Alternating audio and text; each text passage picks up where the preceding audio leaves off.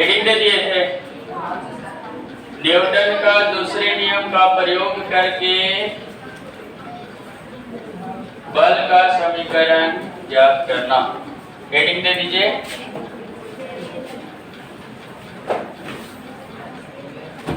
Newton के दूसरे नियम का प्रयोग करके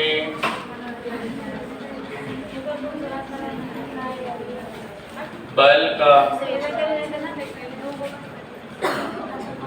समीकरण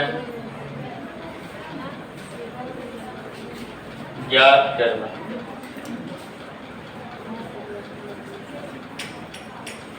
न्यूटन के दूसरे नियम का प्रयोग करके बल का समीकरण ज्ञात करना, ये जो है आज का हेडलाइन। ठीक है, ये जो है आज का हेडलाइन है, आप लोग को दिलवा दिए थे। चलिए देखेंगे, चलिए बताइएगा। ऐसे तो हमको पता है कि आप लोग पढ़ने वाले हैं, देखिए कि बताइए। चलिए बताइए, चला न्यूटन का दूसरा नियम क्या कहता है, और ये देखिए कि पढ़िए ना। चलिए बताइए, शुक्रिया।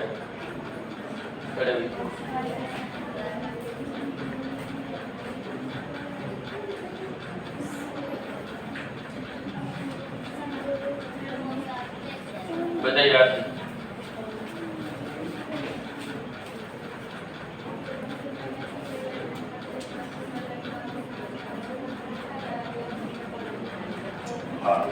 देखिए, न्यूटन का दूसरा नियम कहता है, न्यूटन का दूसरा नियम कहता है कि किसी वस्तु के संवेग में परिवर्तन का दर उस बल के समानुपाती होता है तथा जिस दिशा में बल लगता है उसी दिशा में संवेग भी होता है। ठीक है, मतलब समान डायरेक्शन में होता है। ठीक ना।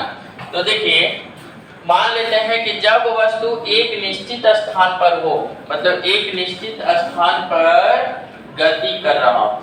ठीक है, एक निश्चित स्थान पर गति कर रहा हो, मतलब कि प्रारंभ में मान लीजिए कि वस्तु यहाँ, ठीक है, यहाँ है, और ये मान लीजिए कि इधर गति कर रहा है और गति करने के बाद जो है यहाँ पहुंचा, गति करने के बाद यहाँ पहुंचा। ठीक है, तो बताइए प्रारंभिक वेग को किससे दर्शाया जाता है?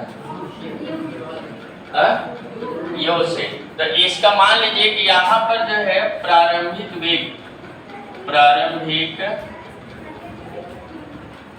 वेग यो, और जब यहाँ पहुंचा तो पहुंचने के बाद अंतिम वेग को किससे निरूपित किया जाता है? v से। अंतिम वेग क्या है? v। ठीक है, अंतिम वेग जो है v। कोई दिक्कत? अच्छा, ये बताइए, इस वस्तु का द्रव्यमान यहाँ जो रहेगा वही यहाँ रहेगा, इस परिवर्तन होगा, कुछ बदलेगा? कौन कहते हैं कि बदलेगा? ऐसा होता है कभी कि आप घरे रहते हैं तो आप 34 किलो के और यहाँ आते हैं तो 32 किलो के या 50 किलो के, ऐसा तो नहीं होता। मतलब कि द्रव्यमान जो है, किसी वस्तु का द्रव्यमान बदलता नहीं है। तो मान लेते हैं कि यहाँ पर जो है इसका द्रव्यमान क्या है? द्रव्यमान क्या है? m। ठीक है, कोई दिक्कत नहीं। और यहाँ भी इसका द्रव्यमान क्या होगा बताइए? द्रव्यमान जब नहीं बदलेगा तो यहाँ भी द्रव्यमान क्या रहेगा? m। ठीक है, कोई दिक्कत नहीं। अच्छा, अब देखिए इसका संवेग, तो संवेग जो होता है किसका किसका गुणनफल होता है बताइए? द्रव्यमान तथा वेग। तो इसका संवेग यहाँ पर जो है संवेग मान लेते हैं P1। क्या मान लेते हैं? v1। संवेग को किससे निरूपित किया जाता है? p से। तो यहाँ पर जो है इसका संवेग क्या है? p1। तो p1 बराबर क्या होगा? mu। कोई दिक्कत? mu। कोई दिक्कत है? नहीं। और यहाँ पर मान लेते हैं संवेग, यहाँ पर संवेग मान लेते हैं p2। तो यहाँ पर बताइए क्या लगेगा? mv। क्या चीज? mv। और मान लेते हैं कि यहाँ से यहाँ तक पहुँचने में, यहाँ से यहाँ तक पहुँचने में उसको जो समय लगा, समय जो लगा वो क्या लगा? t। यहाँ से यहाँ तक पहुँचने में जो समय लगा वो क्या लगा? t। ठीक है। तो देखिए न्यूटन के दूसरे नियम से, ठीक है, न्यूटन के दूसरे नियम से आगे यहाँ देखिए, यहाँ पर देखिए यहाँ पे संवेग में परिवर्तन, ठीक है, या ज्ञात करते हैं क्या चीज? संवेग में परिवर्तन क्या होगा? संवेग में परिवर्तन क्या होगा? तो देखिए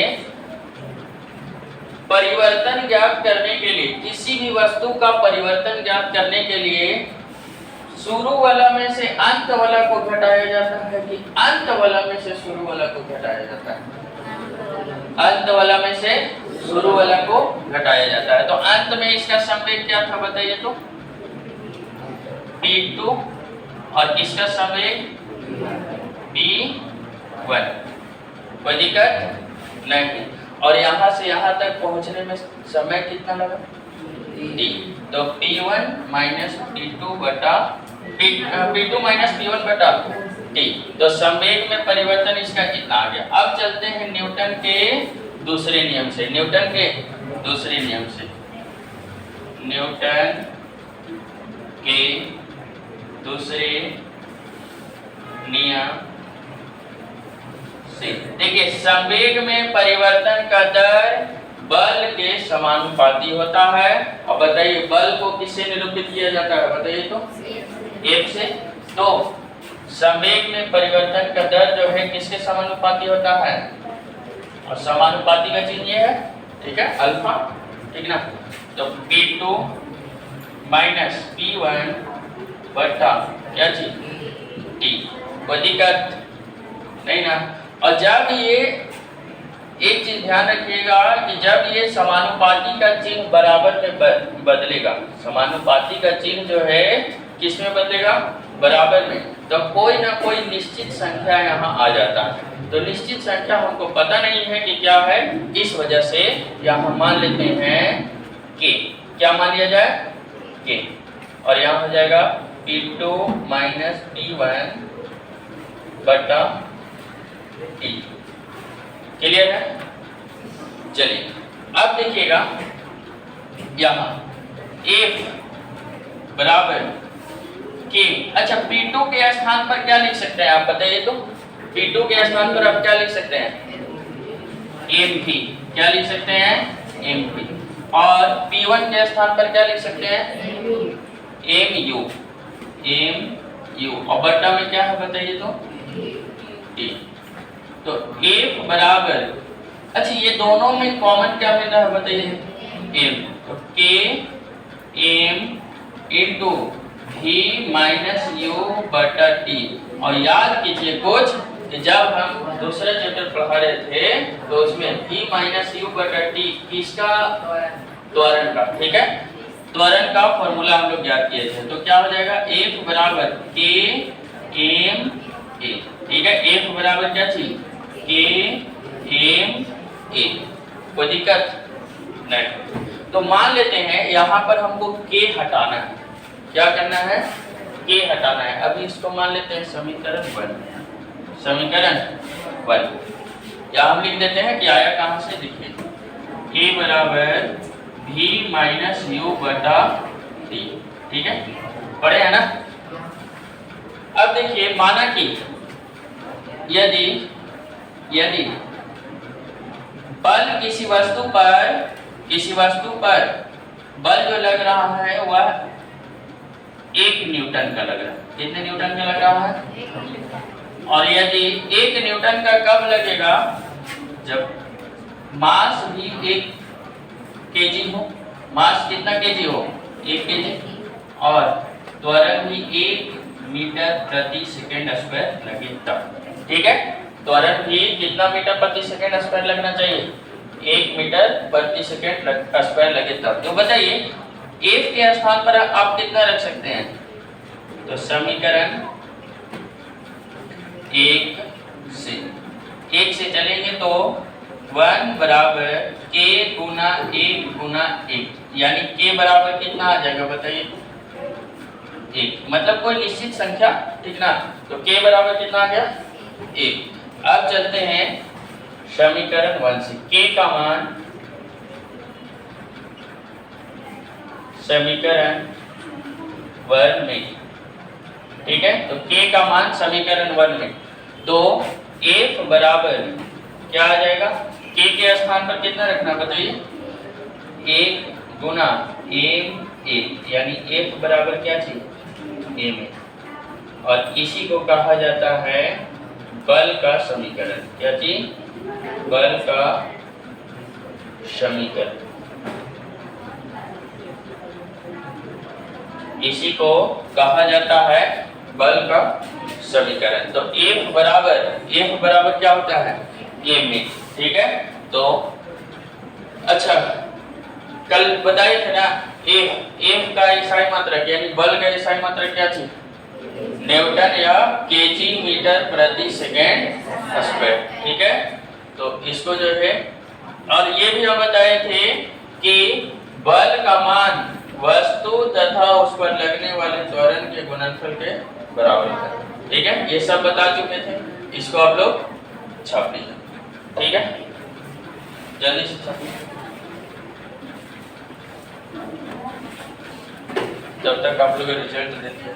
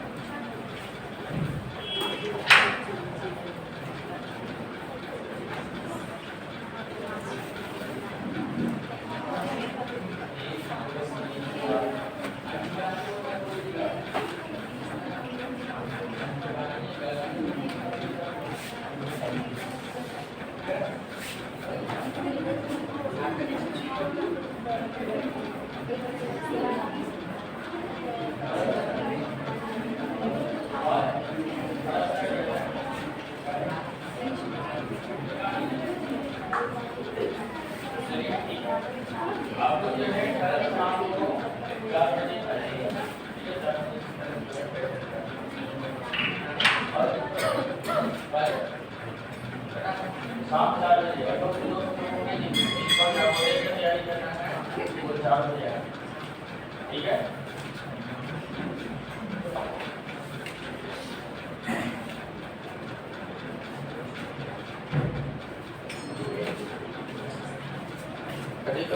निकाल देते हैं, बर्बाद करते हैं।